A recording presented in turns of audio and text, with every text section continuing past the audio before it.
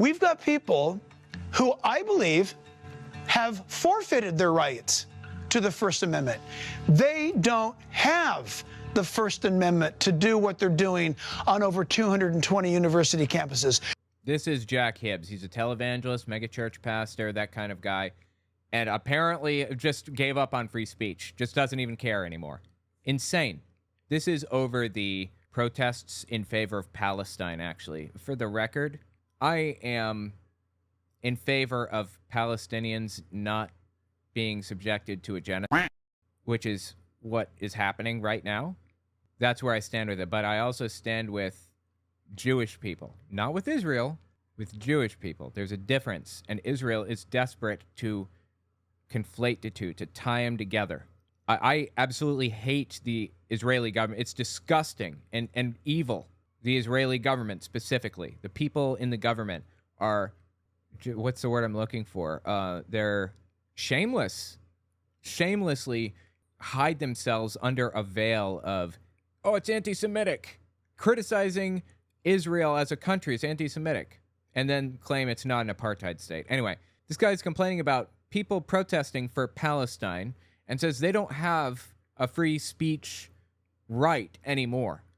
Their constitutional rights have been forfeited. That's wild. By the way, these clips came out early May 2024. The college campus is supposed to be a place of higher education. And free speech and debate. Isn't that like all they talked about? Republicans, Jack Hibbs and others? Not what's happening right now. Oh, Pastor, don't you believe in the First Amendment? Totally. It came from the Judeo-Christian belief. No, it didn't. The First Amendment contradicts the First Commandment.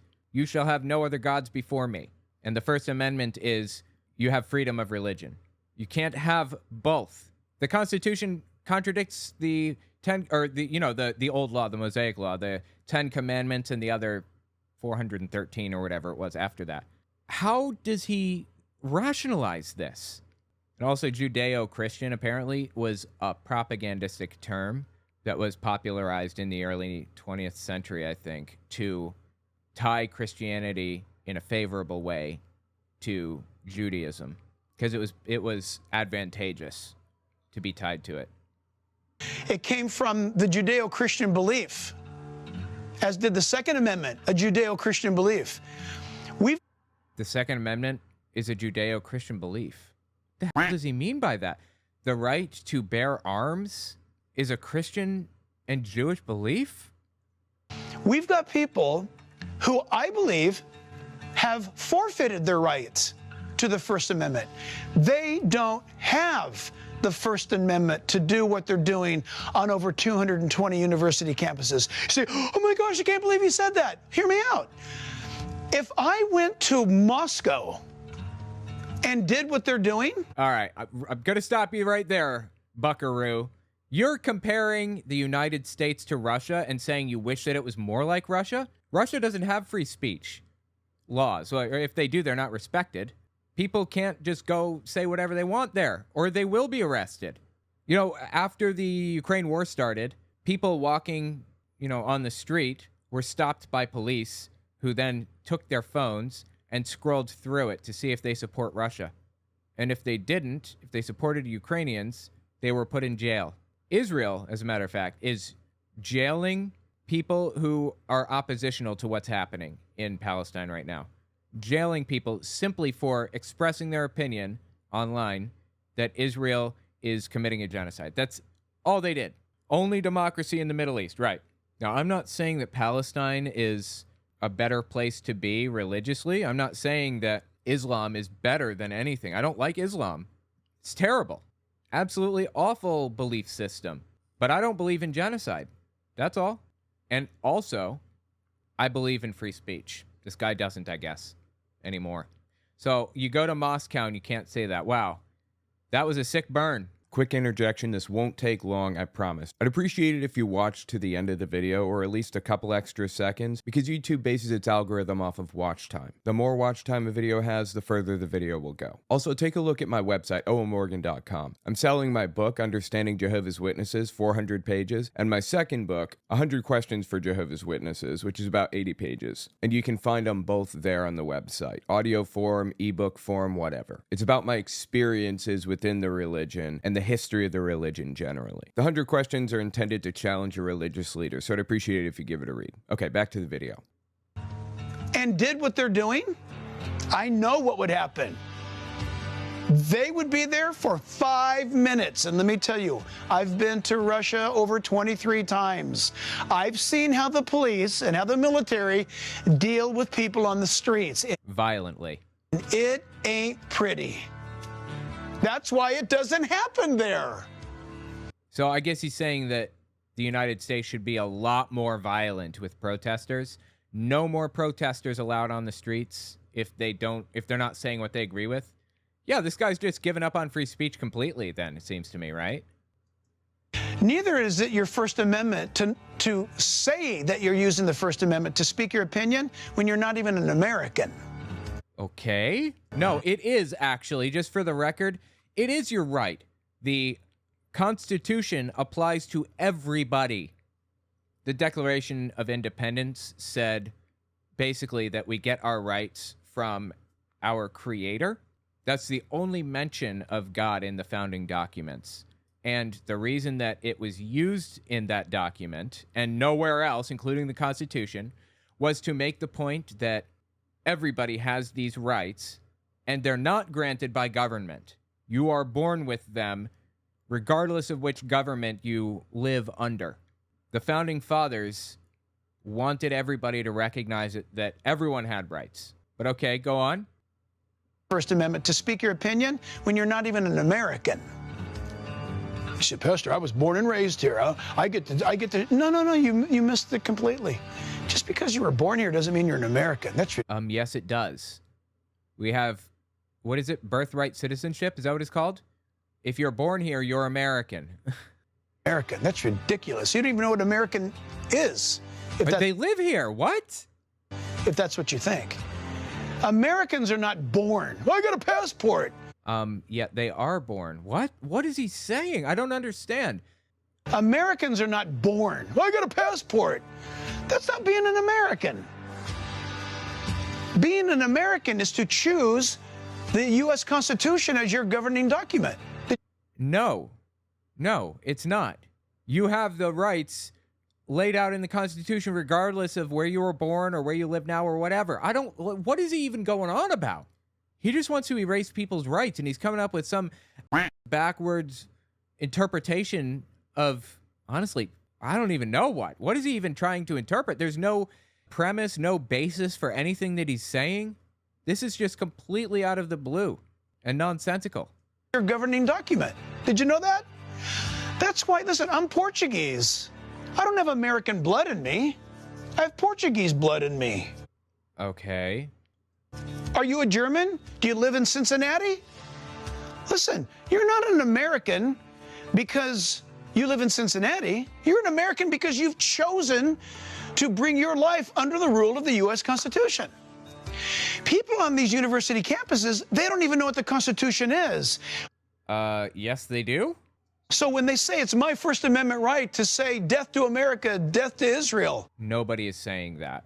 I haven't heard a single case of crowds chanting death to America, death to Israel.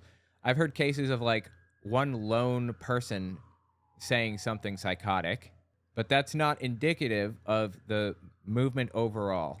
People who are protesting in favor of Palestine or against Israel are not doing it by and large in the United States because they hate Jews. Of course, Nazis are going to be against Israel under any circumstances, no matter what. But Israel's committing a genocide right now. I don't know what else to tell them. Like, this is just insane. Death to Israel. You don't have the right to do that because you're not an American. Because you don't agree with Israel? And you are actually somebody who yourself, you have no constitutional rights. We don't recognize them because you're not an American. What a completely backward thing to say. Where is this guy's head? How did he come up with any of this? This has no basis in law whatsoever. And it's just made clear to me that he wants to erase people's rights. He wants to throw them in jail for protesting, for peacefully protesting. Jesus, dude. Going back and thinking about it, evangelicals support Israel like a lot, like a weird amount. So there's a theological basis for it. I wanted to go back and look at what he said about Israel specifically, because it's pretty clear that he doesn't seem to care about like anybody's lives, right? And why does he care about Israel in the first place? He's Christian. Why does he care about any of this? Quick interjection, this won't take long, I promise. I just want to say I'd appreciate it if you check my Patreon. owenmorgan.com/Patreon to find it. YouTube's algorithm goes up and down, so I can never predict where it's going to be. Having patrons gives me some level of stability. Okay, back to the video.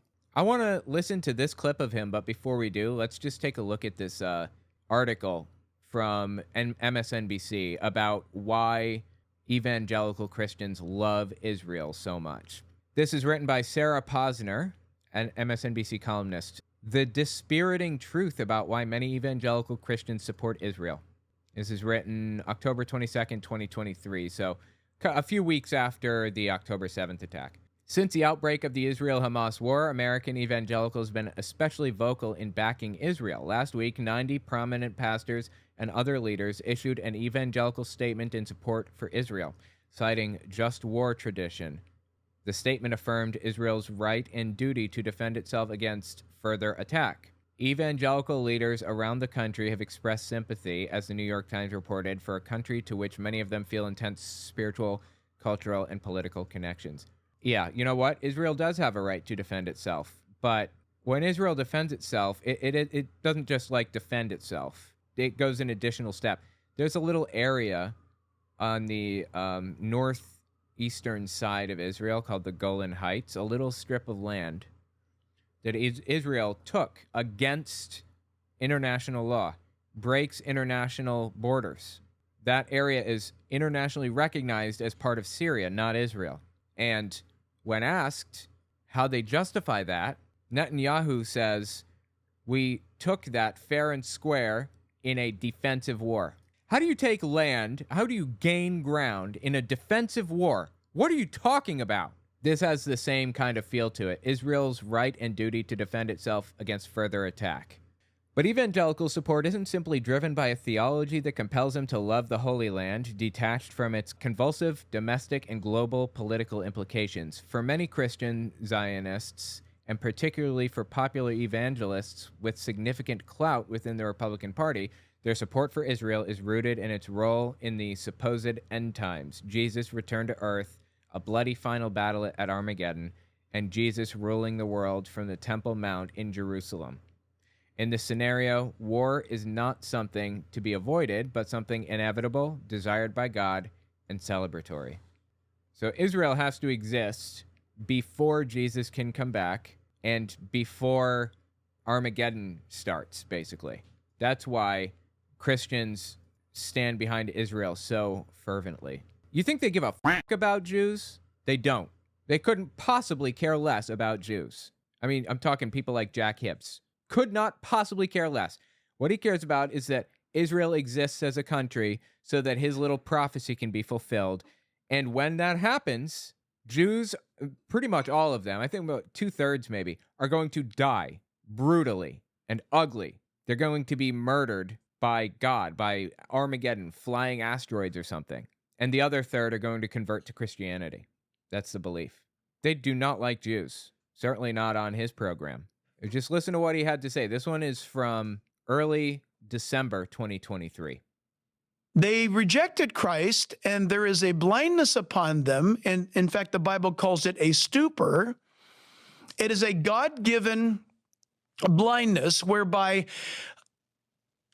there are Jews who cannot see the truth right now. There have been Jews who cannot see the truth for the last 2,000 years. What's the truth? Is he saying the truth is that Jesus is the Messiah? But listen, have there been Jews for the last 2,000 years that have seen the light of the gospel? Yeah. Have there been Jews? Are there Jews right now that are coming to faith in Yeshua? Yeah. Well, they wouldn't be Jewish anymore then, would they? They would be Christian? What's going on here? What is God's word saying? That nationally, the blindness has fallen upon them as a nation, but there are individual Jews coming to faith in Jesus. I have many Jewish friends. I bet. This sounds a lot like I have many black friends, right? I have a black friend, totally. I believe you. Many Jewish friends who follow the God of Abraham, Isaac, and Jacob, who are born-again Jews, or we would say Jews born anew. Somebody might say Jews that are complete. Okay, I never heard that term before, but you know what? I'm sorry. I doubt everything out of this guy's mouth. Earlier, he said you don't have constitutional rights if you're not an American. And if you're born here, then you're not necessarily a citizen or whatever. Like, what? He just fires from the hip and makes absolutely no sense in the process. Why is that the case? Because being complete means they've read the Old Testament and they've gone right into the New, and they see that the Bible, Old and New Testament, speaks. Big fan of his little fish action he's got going on there, swimming through a sea. Love it. And they see that the Bible, Old and New Testament, speaks about the same exact Jesus as Messiah. They didn't get bogged down in Judaism, which is the creation of laws, rules, and regulations by rabbis and by traditions that cannot save you. Okay. What? I'm so lost. Like, what is this guy even saying? I guess he's saying that Jews are wrong and God has intentionally dropped a veil in front of his face so that they won't come to his table, they won't convert to Christianity. Why would he do that? I thought God wanted everybody to be a part of his kingdom or whatever. He wanted everyone to be saved, right? Why would God intentionally stop people from worshiping? So be careful. Well, who is a true Jew? Same thing. Those who are truly worshipers of Yeshua HaMashiach, Jesus Christ as Messiah. Okay, yeah, I guess it cuts off there. I lost the rest of the clip. Anyway, wading into quote-unquote true Jew territory is really, I don't want to say dangerous, but when someone says that, they're going down a weird path. When somebody says true Jews are, not this group, but they're that group or whatever, it's almost always some backward justification for believing that you are the true Jew or you are the one that has a covenant with God. Not those guys. Those guys don't have a covenant at all. It was nullified or they never had it in the first place. This is the basis for the Trump religion, the Trump theology that establishes that Donald Trump is a real Jew. Everyone else is a fake Jew. And he has the sole right to rule, having created a covenant between America and God, the new Israel and God. I mean, this stuff gets absolutely wild when you really dig into it. Just insane. Tell me what you think about Jack Hibbs. He doesn't seem to have a grip on reality at all, seems to me. Fascinating, though. Let me know in the comments.